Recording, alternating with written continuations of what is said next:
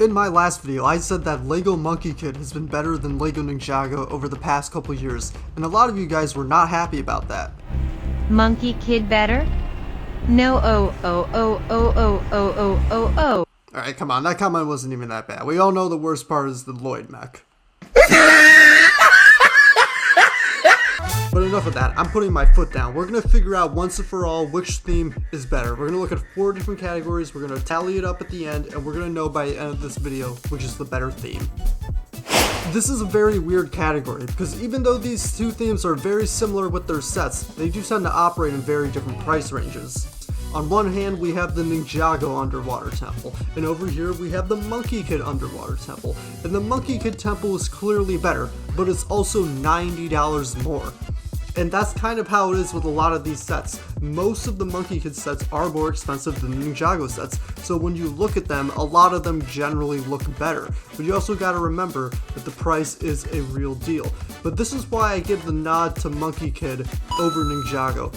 Because even though the sets are technically more expensive, there's just way more variety when you look at Monkey Kid compared to Ninjago. You look at Ninjago, it's like a car set, it's a mech set, it's a dragon set, maybe there's a temple set. That's pretty much all it is. Every once in a while they'll throw you something different, but it generally sticks to those core themes. Monkey Kid also has sets that it has a lot of. There's a ton of Monkey Kid mechs, there's a lot of temple-like sets, but Monkey Kid also isn't afraid to mix it up. You'll get random stuff every once in a while that you'll never see anything like it in Ninjago, and for that reason, I gotta give him the nod on the sets. You know, a couple of years ago, this would have been no contest. Ninjago was riding high every wave with some of the best price per pieces across every Lego theme, but then last year happened, and now prices have skyrocketed. But how can we really determine which one of these themes has the best value? Well, I had to call up one of my greatest enemies, math. Oh my god, bro. I went back to the first ever wave of Monkey Kid in 2020, and I grinded, I toiled, I burned the midnight oil in order to concoct the greatest Excel spreadsheet in the history of Hfmasters. Oh, I'm sorry, did I say Hfmasters? I meant Hfmasters. And as it turns out, Monkey Kid's price per piece started out pretty high, and every year, it's gone down to a theme average of 10 cents per piece, which actually isn't that bad. Ninjago, on the other hand, has not been so lucky. In fact, if you look closely, you can actually pinpoint the exact moment that everything went wrong. Since 2020, Ninjago has gone up almost every year. It started off great at 8.7 price per piece, but last year that number skyrocketed to 11.9 price per piece ratio, which is horrible. And even though it did go back down to 10.8 for 2023, that is still much higher than what it used to be. And that leads Ninjago to actually having an overall higher price per piece ratio since 2020 at 10.2, which is 0.2 higher than what Monkey Kid was at a flat 10. However, price per piece, it's not the be-all end-all. There are some sets in Ninjago that have bad price per piece ratios on paper, but they have great value because they come with like 9 minifigures. So in order to counter this, I once again created another spreadsheet, this time looking for the average number of minifigures across the sets, and once again, Monkey Kid came out on top with an average of 5.1 minifigures per set across the whole theme, while Ninjago had 4.6. So with a better price per piece and more minifigures included in the sets overall, I gotta give Monkey Kid the nod for value.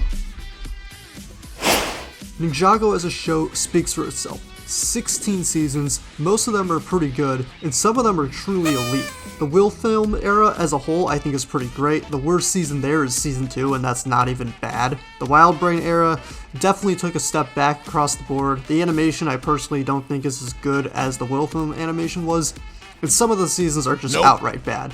But even still, we've gotten some legit good seasons like Master of the Mountain and Seabound in this era, so it's not all a loss. Monkey Kid, on the other hand, I honestly don't know that much about. The animation is in a 2D style, which personally I don't like as much as the 3D style of Ninjago, and I only watched the first season. I have absolutely zero recollection of what even happened, or if it was even good. But luckily, I know someone who is an expert in Monkey Kid. Okay, they say this guy knows everything. Is Monkey Kid better than Ninjago? Come on, dude, give me an answer. Oh my god, bro. Dude, it's not even controversial, just answer it. Oh my god, this guy. Yeah, so that guy was absolutely useless, but this was never even a debate. This is probably the most subjective category out of all of them because it really depends on what you're looking for in a minifigure. The Monkie Kid minifigures, generally speaking, are simpler, the villains are always almost animal based, and the good guys obviously stay mostly the same throughout each wave. But a lot of the minifigures do tend to come in a lot of unique colors, which you wouldn't normally see, which is good for mocking. Ninjago, on the other hand, has really stepped up its minifigure game over the past couple of years. The ninja obviously get new suits almost every wave, but there's also been a ton of different hoods which make them all unique, and the villain minifigures have just been on another level. For as much crap as we give Crystallized for being super overpriced, it seriously might be the greatest minifigure wave of all time. This once again comes down to variety. Take May for example. If you aren't a Monkie Kid expert, you cannot tell which version of May goes with which season. But if you look at Ninjago, the minifigures are all so unique that even for the ninja, they're all kind of just iconic in their own way, which is why I gotta give it to Ninjago. So with everything tied up at 2-2, we need to settle this once and for all. So I turn to the best source possible, the Lego community. And look, it'd be really easy for me to just post a community tab poll and get an answer that way. But come on, let's be real. 90% of the people subscribed to this channel are here for Ninjago, so we all know Ninjago would win that in a landslide. So instead, I turned to the most neutral place that I could find, r/Lego. With over 1 million subscribers to that subreddit, I feel like I can get a pretty broad range of Lego fans, so I made a poll, waited a couple of days, and the results are in. Alright guys, the poll is all done. It's time to check out and see what the results are. So, look over here. We got the final poll. We see our winner, Ninjago, with 646 votes. Monkie Kid with 156. And so with that, that brings us to a 2-3 result with Ninjago on top, Monkie Kid at the bottom, and some third team that nobody cares about in last place. Hey dude, you wanna go to Chipotle? Like right now? Okay.